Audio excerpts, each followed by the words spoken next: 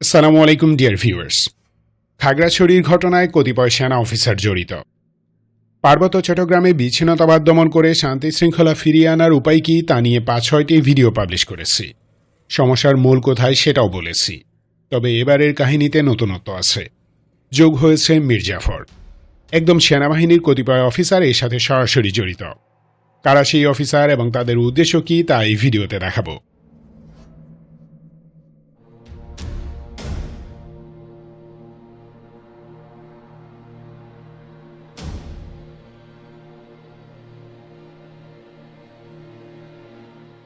Video শুরুতে বলেছি পার্বত্য চট্টগ্রামে বিচ্ছিন্নতাবাদীদের সাথে কতিপয় সেনা অফিসার প্রত্যক্ষ ও পরোক্ষভাবে জড়িত। একটু শকিং লাগছে তাই না? বিষয়টা ক্লিয়ার করে দেখাই। পরিবর্তিত পরিস্থিতিতে বাংলাদেশ ভারত সম্পর্ক, নতুন ভূরাজনৈতিক বাস্তবতা এবং আঞ্চলিক স্থিতিশীলতার উপর প্রভাব, এই শিরোনামে গত ৬ সেপ্টেম্বর একটি সেমিনার অনুষ্ঠিত হয় দিল্লিতে। হিন্দুত্ববাদী think tank global strategic and defence news এর আয়োজক। এই সেমিনারে ভারতের সামরিক বাহিনীর পদস্থ কর্মকর্তা, বিভিন্ন থিঙ্ক ট্যাঙ্কে কর্মরত সামরিক বেসামরিক আমলা এবং এদের পাশাপাশি ৪ জন বাংলাদেশি নিমকহারাম দালাল অংশগ্রহণ করে। এই ৪ বেঈমান হচ্ছে সাংবাদিক সৈয়দ বদরুল হাসান, লেখক ডক্টর আবুল হাসনাত মিল্টন, জুলাই বিপ্লবের পর পালিয়ে যাওয়া মরক্কোতে নিযুক্ত বাংলাদেশের সাবেক রাষ্ট্রদূত মোহাম্মদ হারুন আল রশিদ এবং ব্যারিস্টার তানিয়া আমির। এরা সবাই হাসিনা ও ভারতের পালতু কুত্তা। সেমিনারে বাংলাদেশে মৌলবাদের উত্থান, সংখ্যালঘু নির্যাতন, বর্তমান সরকারের আঞ্চলিক স্থিতিশীলতা নষ্ট করা, বাংলাদেশে ধর্মনিরপেক্ষ সংবিধানের প্রয়োজনীয়তা ইত্যাদি ভুয়া টপিকে আলোচনা করেছে ৪ বাংলাদেশি। মানে মিথ্যাচার করেছে। 90% মুসলিমের দেশে হিন্দুত্ববাদী আধিপত্য কায়েমের জন্য ডাহা মিথ্যা বলেছে। তবে এই সেমিনারে মূল আলোচনা হয়েছে বাংলাদেশকে অস্থিতিশীল করে কিভাবে 7 সিস্টার্স রক্ষা করা যায় তা নিয়ে। বাংলাদেশ যদি স্থিতিশীল এবং অর্থনৈতিকভাবে সমৃদ্ধ হয় তবে ভারতের কুটচাল বিশ্বের কাছে উন্মোচিত হয়ে যাবে। আর তা ঠেকাতে হলে বাংলাদেশে হয় হাসিনার মতো পালা করা দরকার, নয়তো আমাদের চূড়ান্ত অস্থিতিশীল করতে হবে। এজন্য নানা রকম ইবলিশি পদক্ষেপ বাস্তবায়ন করছে দিল্লি। বাংলাদেশি জনগণকে চরম উগ্রবাদী হিসেবে প্রমাণ করার প্রাণান্তকর চেষ্টা করছে। ওদের সেই উদ্দেশ্য পূরণ হতে পারে কয়েকটি মাধ্যমে। তার অন্যতম প্রধান হল মুসলিমদের উগ্র হিসেবে দেখানো, এবং এই জন্য তারা বেশ কয়েকটি টার্গেট নিয়ে মাঠে নেমেছে। সাজানো সংখ্যালঘু নির্যাতন তার প্রধান। এই প্ল্যানের আলোচনা মেইন স্টেজে হয়নি, হয়েছে গোপনের রুদ্ধদ্বার কক্ষে। বাংলাদেশের বিরুদ্ধে অপপ্রচার বজায় রেখে এই ধ্বংসাত্মক কাজ গোপনে করবে তারা। সাম্প্রদায়িক উস্কে দিবে। হিন্দু, খ্রিস্টান এবং অন্যান্য উপজাতিদের সাথে বাঙালি মুসলিমদের মাঝে একটা প্রাণঘাতী সংঘাত সৃষ্টি করা হবে। ধর্মীয় এবং জাতিগত বিরোধ উস্কে দিয়ে সিচুয়েশন উত্তপ্ত করবে। লুণ্ঠন আর অরাজকতা হবে এই উদ্দেশ্য হাসিলের মাধ্যম। আর তাতে সহযোগী হল গর্তে লুকিয়ে থাকা আওয়ামী লীগের পাল্টো সামরিক ও গোয়েন্দা অফিসার, পুলিশ এবং স্বামী সচিব আমলারা। মিডিয়াতে কাজ করবে ভুয়া বুদ্ধিজীবী আর দালাল সাংবাদিকরা। হিন্দুদের দিয়ে চেষ্টা করেছে, কিন্তু প্রমাণসহ কট খাওয়ার পর তারা আপাতত থেমে যায়। অ্যাডভোকেট আলিফ তার জীবন দিয়ে সংগঠন ইসকনের হাত থেকে বাংলাদেশকে বাঁচানোর একটা উপায় দিয়ে গেছেন। উপাধি চিন্ময় দাসকে অ্যারেস্ট করার পর তারা অনেকখানি স্টপ হয়ে যায়। হিন্দুদের ষড়যন্ত্রের প্রমাণ ওয়েস্টার্ন কান্ট্রিগুলোর কাছে তুলে ধরে সরকার। তাই এবার উপজাতি নিয়ে খেলছে দিল্লি। উপজাতিদের প্রতি পশ্চিমাদের সফট কর্নার আছে, আর একেই পুঁজি করেছে মুনাফিকরা। বাংলাদেশের উপর থেকে আমেরিকা এবং ইউরোপিয়ান ইউনিয়নের প্রোটেকশন তুলে নিতে পারলেই খেল খতম। দিল্লি তখন বড়শিতে আটকানো মাছের মতো খেলবে আমাদের নিয়ে। যাই হোক, প্ল্যান অনুযায়ী উপজাতিদের দিয়ে অলরেডি ধ্বংসাত্মক খেলা শুরু করেছে ওরা। খাগড়াছড়িতে ধর্মের ঘটনা পুরোপুরি সাজানো।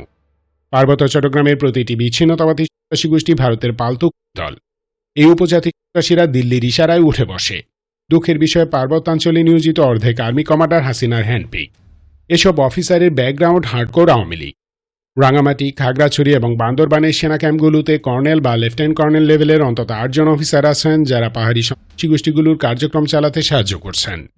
তারা স্রেফ নির্লিপ্তভাবে বসে থাকেন, আর ওদিকে সন্ত্রাসীরা তাদের কার্যক্রম চালায়। এদের আশা এসব করে তারা হাসিনাকে ফেরত আনতে পারবে। অনেকে প্রশ্ন করবেন যে এখনও এমন সেনা অফিসার আছেন, তারা তো trend and educated person. Well, এদেশের শিক্ষা ব্যবস্থা এমন না যে ফেরেশতা তৈরি করে। তাছাড়া বিগত 16 বছরে হাসিনা আর্মিতে দিল্লির পালা তার দলকে ঢুকায়নি এর কোনো নিশ্চয়তা আছে? হাসিনার নিযুক্ত সেনা অফিসাররাই গুম, খুন, অপহরণ, ধর্ষণ সহ হেন অপকর্ম নেই যা করেনি। এমনকি সতীর্থ সেনা অফিসারদের পর্যন্ত নির্দ্বিধায় করেছে। তাহলে এরা কেন উপজাতি সন্ত্রাসীদের দিয়ে দেশবাসীকে করাতে পারবে না, দেশ ভাঙতে পারবে না? ন্যূনতম দেশপ্রেম থাকলে তো হাসিনাকেই মেনে নিত না তারা। সো নাও, আশা করি আপনাদের এই প্রশ্নটির অ্যান্সার পেয়ে গেছেন। নাও কাম টু দ্য পয়েন্ট। উপজাতিদের 60-70% খ্রিস্টান, তাই ওয়েস্টার্ন ওয়ার্ল্ড তাদের সাথে স্পেশালি কানেক্টেড। এদের উপর অ্যাটাক হলে পশ্চিমারা সংশ্লিষ্ট প্রশাসনকে প্রেশার দেয়, আর দিল্লি ব্যাপারটাকে ক্যাশ করে। ধরুন বাংলাদেশ সেনাবাহিনী বাধ্য হয়ে 2-4টা উপজাতি ফেলল, সেক্ষেত্রে দিল্লি বলবে এই যে দেখো বাংলাদেশ আর্মি পাহাড়ে চালাচ্ছে। কিন্তু সেজন্য এমন একটি ঘটনা দিয়ে শুরু করতে হবে যা সব ধরনের মানুষের কাছেই স্পর্শকাতর, তেমনই একটি ইস্যু। তাই খাগড়াছড়িতে একটি ধরনের ঘটনা সাজানো হয়েছে, মিথ্যা তথ্য ছড়িয়ে সাম্প্রদায়িক দাঙ্গা লাগানো হয়েছে। পুরো ব্যাপারটি কোঅর্ডিনেট করেছে ইউপিডিএফ, যুগ্ম ছাত্র জনতা, আওয়ামী সেনা অফিসার, মিডিয়া এবং লোকাল আওয়ামী লীগেরা। যুগ্ম ছাত্র জনতা গোষ্ঠী ইউপিডিএফ এর একটি ছদ্মবেশী সন্ত্রাসী আউটফিট। এদিকে জানা গিয়েছে যে ধর্ষণের শিকার নারী নাকি আদতে ধর্ষণই হয়নি, মেডিকেল টেস্টে ধর্ষণে কোনো প্রমাণ পাওয়া যায়নি। আবার ধর্ষণে দেয় অভিযুক্ত সবাই হিন্দু, মানে পুরো বিষয়টি একটি ধোঁয়াশাময় সাজানো ঘটনা। আর এই ঘটনার সূত্র ধরে উপজাতি সন্ত্রাসী গোষ্ঠী ইউপিডিএফ সেনাবাহিনী ও বাঙালি জনগণের উপর মুহুর্মুহু গুলি বর্ষণ করেছে। জবাবে সেনাপ্রধান ওয়াকারের নিয়ন্ত্রণাধীন ইন্টেলিজেন্স এজেন্সিগুলো বসে বসে আঙুল চুষছে।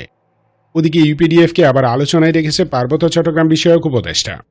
সংঘাত ঘোরতর হতে পেরেছে সংশ্লিষ্ট সেনা ক্যাম্পের দায়িত্বে থাকা কতিপয় আওয়ামী সেনা অফিসারের জন্য।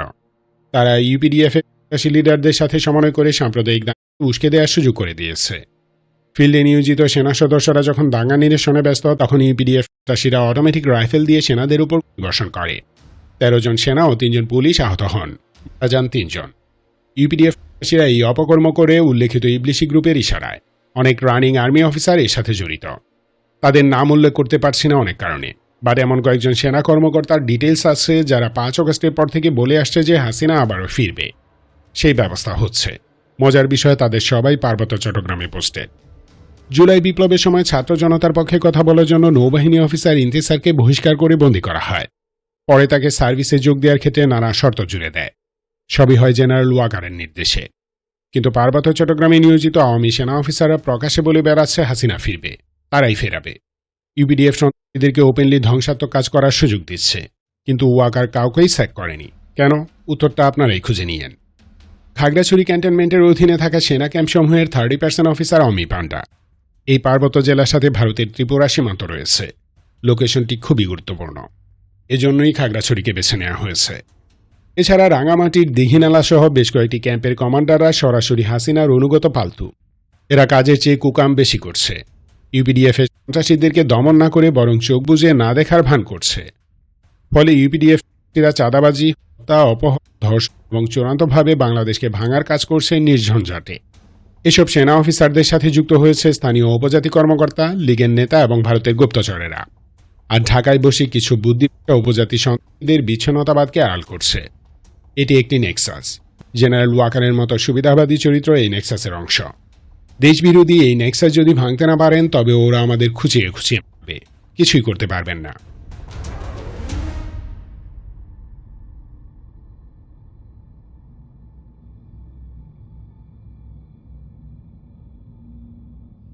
খাগড়াছড়ির ঘটনাটি সুপরিকল্পিত। এর পিছনে অর্থ, সময় এবং ব্রেন ব্যয় করেছে ভারত, হাসিনা এবং আওয়ামী লীগ। অথচ গোয়েন্দা সংস্থা টের পেল না। তারা অবশ্যই জানত, কিন্তু কিছুই করেনি, কারণ তারাই এতে জড়িত। মেজর সাদিক প্রায় 5000 আওয়ামী গুন্ডাকে সন্ত্রাসবাদের ট্রেনিং দিয়েছে। গোপন যোগাযোগের কাজ করেছে তার স্ত্রী। মেজর সাদেক 6.5 মাস কোনো কারণ ছাড়াই চাকরিতে অনুপস্থিত ছিল, অথচ তার ব্যাপারে আর্মি হেডকোয়ার্টারে কেউ জানে না। এটি বিশ্বাস করেন?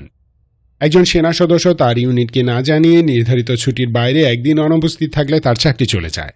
আর সেখানে মেজর সাদেক 198 দিন অনুপস্থিত ছিল, অথচ মিলিটারি ইন্টেলিজেন্স এবং ডিজিএফআই তার ব্যাপারে কোনো খোঁজ করেনি।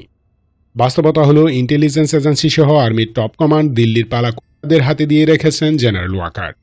24শে ডিসেম্বরে আর্মি হেডকোয়ার্টারে এজন্যই সে ডান্ডিয়ান ফরেন সেক্রেটারি বিক্রম মিশ্রের সাথে সাক্ষাৎ করে। পাহাড়ি বাংলাদেশিদের প্রতি আপাতত একটাই নির্দেশ, আপনারা সংঘবদ্ধ থাকুন, প্রয়োজনে মিলিশিয়া গঠন করুন, নিজেদের অ্যাগ্রেসিভ ম্যানুভার ক্রিয়েট করুন যেন উপজাতি সন্ত্রাসী গোষ্ঠীগুলো ভয় থাকে। এছাড়া আপাতত কোনো রক্ষা নেই। সামনে সময় আসছে, ইনশাল্লাহ আমরা বিজয়ী হবই হব। ধন্যবাদ ভিডিওটি শেষ পর্যন্ত দেখার জন্য। সতর্ক সুস্থ থাকুন, দেশকে ভালোবাসুন। বাংলাদেশ চিরজীবী হোক।